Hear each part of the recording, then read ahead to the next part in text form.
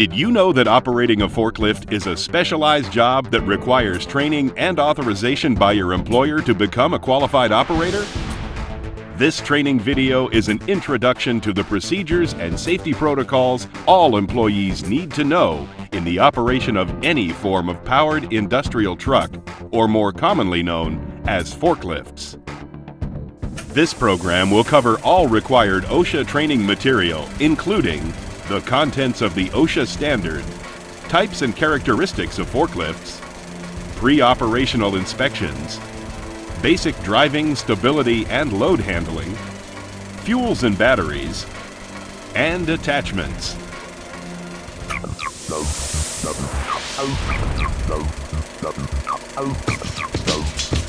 OSHA estimates that tens of thousands of employees are injured or killed due to forklift accidents, injuries, and deaths. To reduce the number of powered industrial truck accidents, OSHA revised and updated its regulation 29 CFR 1910.178. OSHA defines powered industrial trucks as any specialized industrial truck powered by electric motors or internal combustion engines. This revised OSHA regulation requires initial forklift operator training before any employee can be allowed to operate such equipment. In addition, an employee must go through retraining in case of involvement in an accident or a near miss. The operator is observed driving in an unsafe manner, the operating conditions or the equipment changes, and every 3 years. In addition to your classroom training on powered industrial trucks, hands-on driving training and a driving evaluation should follow.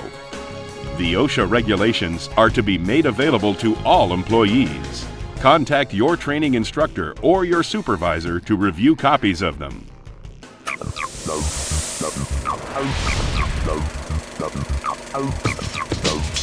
There are many different types and styles of forklift. It is important that you understand the trucks your employer utilizes. Familiarize yourself with and reference the operator's manual that comes with the truck you will be using. Powered industrial trucks are divided into 7 classes based on their basic functions and characteristics. Class 1, electric counterbalanced trucks. It has no exhaust and is often used indoors. Class 2, narrow aisle lift trucks and order pickers. If the operator is raised, they must use fall protection. Class 3, electric powered hand trucks or pallet jacks. This only includes powered pallet jacks, including both the walked behind jack and the ridden jack. Class 4, solid rubber tired combustion fueled counterbalanced forklifts. These are only to be used on smooth surfaces, usually asphalt or concrete. Class 5, pneumatic tired combustion fueled counterbalanced forklifts. These can be used on unpaved surfaces, but not rough terrain. Class 6, tow vehicles, such as the ones used at airports to tow planes and luggage carts. These do not lift loads. Class 7, counterbalanced rough terrain forklifts. These are commonly used on construction sites. These 7 classes of powered industrial trucks were established based on their different handling and safety characteristics. It is important that you understand the specific type of vehicle you will be operating. You will only be able to operate the classification of truck that you've been trained on.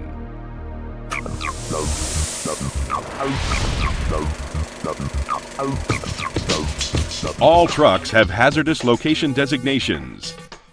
These designations inform operators if the truck may be used in various flammable, combustible, or hazardous areas. These areas should be properly marked, and any vehicle not meeting the proper safety qualifications should not be operated in these areas. Consult the OSHA Standard 1910.178, Table N1 for more information concerning designated areas.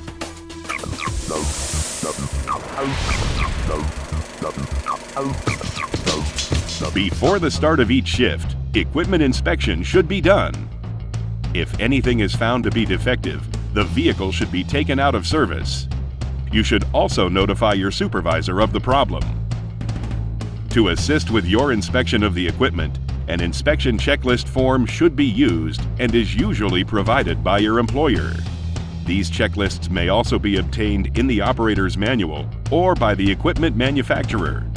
A sample checklist has also been provided with this training program. The inspections checklist includes all safety items that need to be in working order. They include lights, horn, brakes, backup alarms, and seat belts. Other items to include in your inspection checklist are any moving parts, load supporting parts such as the mast, chains, and carriage, fluid levels, tires, steering, overhead guard, backrest, and any other items recommended by the manufacturer of the equipment. When conducting your equipment inspection, the first items to check are those that can be done without the engine running. If all these items check out properly, then move on to the items to be checked with the engine running. Put the forklift through its normal maneuvers and check all its functions. Be especially cautious not to place your hands in areas of moving parts or between the uprights of the mast.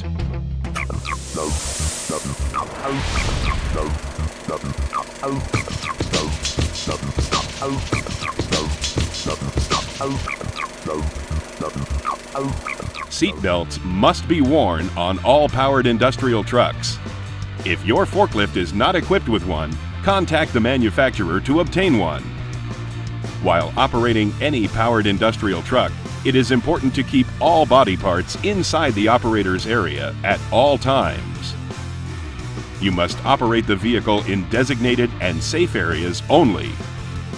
Make sure that the driving surface is clean and free of debris or spills. You need to pay close attention and be alert of any obstructions in the aisles you are operating on or of low-hanging items that you may damage. You also need to be observant for lights, sprinkler heads, pipes, or other overhead items. Always maintain a safe speed. Forklifts should never be driven faster than would allow for a safe stopping distance. The maximum safe speed should be equivalent to a fast-paced walk. You should also gauge a safe operating speed based on driving conditions, pedestrians, and loads. When following behind another forklift, maintain a distance of 3 truck lengths. When coming to an intersection or a doorway, you should always slow down and alert others of your approach by sounding your horn. Most powered industrial trucks are designed to be operated by one-person drivers. Do not give rides to others. Do not allow any person to stand or pass underneath a raised load. Do not drive up to anyone standing in front of a fixed object. Always be alert of pedestrians near you and give them the right of way. Be sure to always look in all directions before you begin to operate your vehicle. Some forklifts have rear wheel steering that is different in operating than front wheel steering. Trucks tend to swing wide, and you must compensate for this. When crossing curbs or railroad tracks, do so at an angle.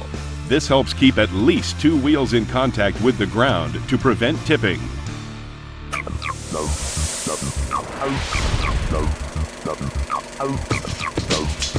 Each forklift and attachment will have a permanent nameplate that states its rated capacity.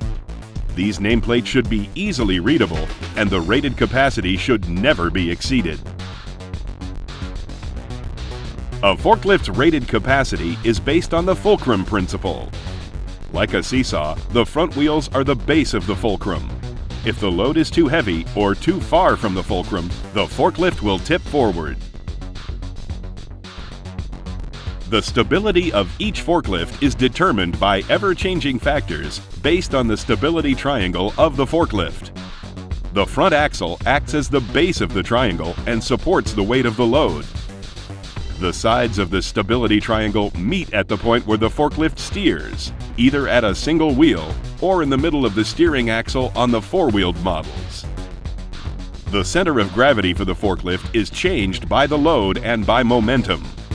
The forklift will tip over if either of these factors force the center of gravity outside the stability triangle. Each load has its own load center.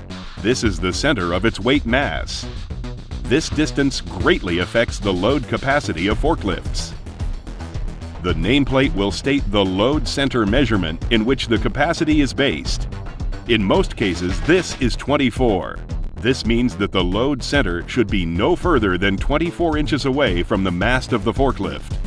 If the load center is further away, then the load capacity will diminish. Tilting the mast forward also changes the stability triangle. The mast should never be tilted forward when raised unless it is over a rack or other supporting object. A forklift can also tip over without a load.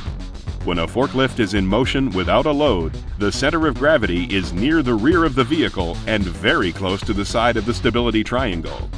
At this point, any quick turn or even an unstable driving surface could cause the forklift to tip over.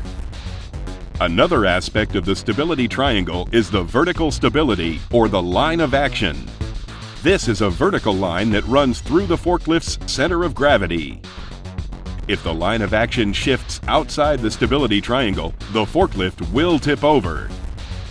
Additional factors in keeping the line of action within the stability triangle include the placement of the load on the forks, how high the load is raised, the angle of the floor underneath the forklift, and momentum. In the event of a forklift tipping, do not jump free. You could be crushed beneath the forklift or the load. Brace yourself, hold onto the steering wheel and pull yourself tight up to it. Keep all parts of your body inside the operator's area.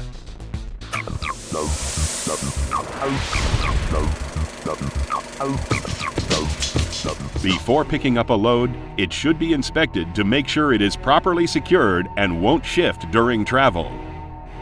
You also need to make sure the load is within the weight limit for your forklift.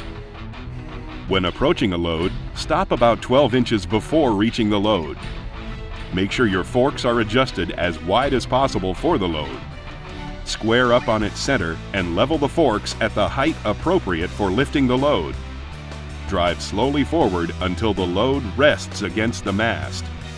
Lift the load high enough to clear the floor or rack, and then tilt the mast back slightly to a traveling position. If necessary, lower the load to a few inches above the ground so as to clear all objects while traveling. If the load obstructs your view, drive in reverse or use a spotter to make sure your pathway is clear and safe.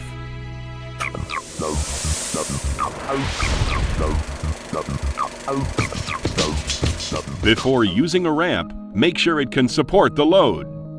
Use only approved portable ramps or dock plates. Be sure they are securely in place before using them. When transporting a load on a slope, always keep the forks pointed uphill. When coming down a slope, always do so in reverse so as not to risk losing your load. Never drive across a slope at an angle with or without a load. This can cause the forklift to tip over. Some powered industrial trucks may not be driven on a slope. Please consult the operator's manual for more information. Before driving onto a rail car, truck, or trailer, set the vehicle's brakes. Next, block its wheels. Make sure trailers are supported under their kingpin with a fixed jack or the tractor truck. Finally, check the floor surface to make sure it will support the weight of the truck and your load.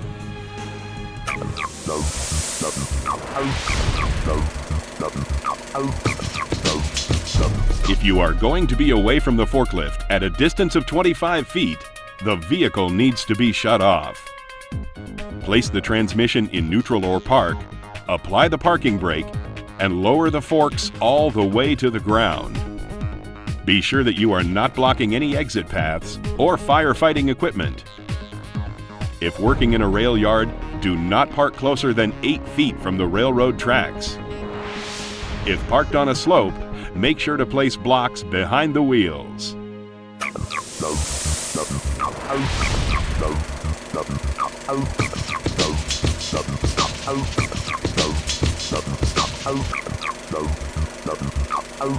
Before operating an electric-powered truck, make sure the battery connections are on tight.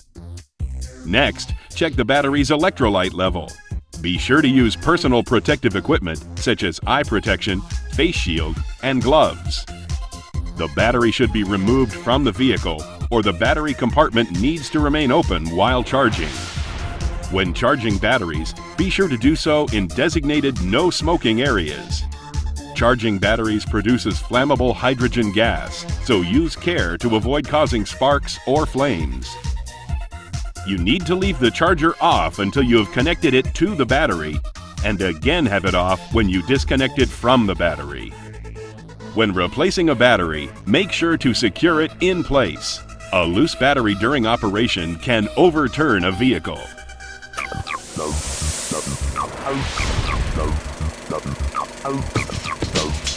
The refueling of vehicles that run on propane, gasoline, or diesel fuels should only be done in designated no smoking areas, and the engines must be turned off. For propane-fueled trucks, remove the propane tanks prior to refilling. After refilling, make sure the tank location pin is properly aligned before securing the tank to the truck. All combustion-fueled trucks should have an annual emissions test to monitor their emission levels. This is especially important for trucks operated indoors. Be sure the work area you are in is well ventilated to prohibit the buildup of carbon monoxide.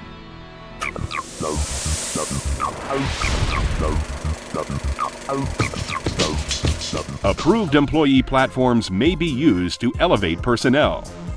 These platforms are the only method for lifting anyone standing or sitting on the forks. Other attachments may be used if they are approved and have a nameplate stating their capacity. It is important to remember that attachments will change the load center and diminish the capacity of the forklift. Always determine the correct capacity of your equipment before lifting any load.